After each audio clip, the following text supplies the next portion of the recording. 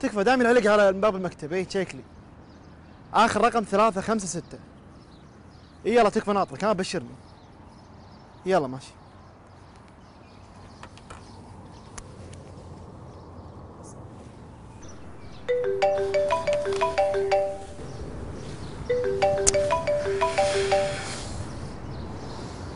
الو.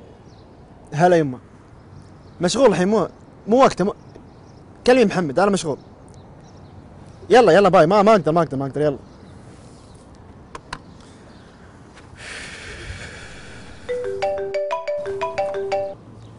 الو.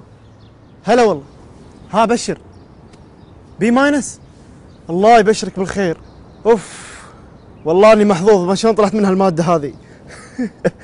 اي يبا لك البشاره لك البشاره. اي خلاص ماشي اليوم العزيمه اليوم ان شاء الله. يلا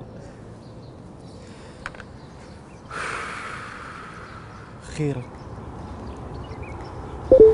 صدق انك محظوظ. بخصوص الماده والله مو متصور شلون مشت معاي. يعني الشباب كلهم درسوا وشدوا حيلهم. انا قلت قبل الامتحان بساعتين يمكن على الماشي ومشت على البركه. عرفت شلون؟ والله بس انا ما اقصد هذا الموضوع. ليش تقصد؟ امك تدق عليك. إيه؟ تعرف يعني شنو امك تدق عليك؟ انا ودي لو اشوفها لو ثواني، فما بالك اسمع صوتها. تدري لو اسمع صوتها يمكن ما اسد التليفون، خليها تسولف ساعات. يمكن انت ما تحس باللي انا احس فيه الحين، بس لحظة راح تمر عليك، لحظة تفهم اللي انا قاعد اقصده الحين. وقتها ما راح تستانس ولا تفرح انك جبت بي بالمادة، بالعكس راح تفرح اللي دق عليك طلبات ما تخلص. تدري لو أمي عايشة شو اسميها؟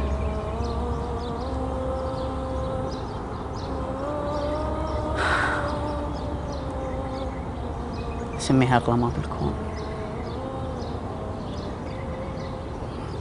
ما أقدر أوصف لك شعوري أو شنو أقدر أسميها.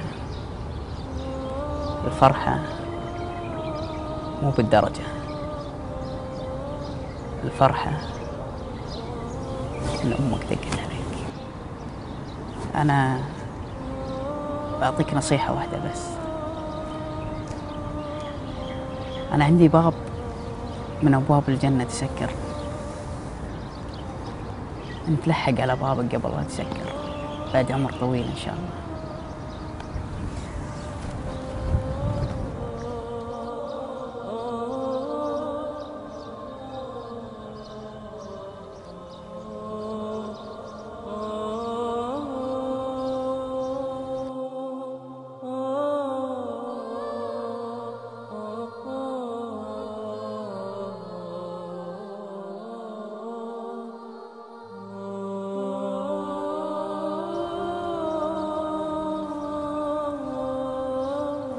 الو.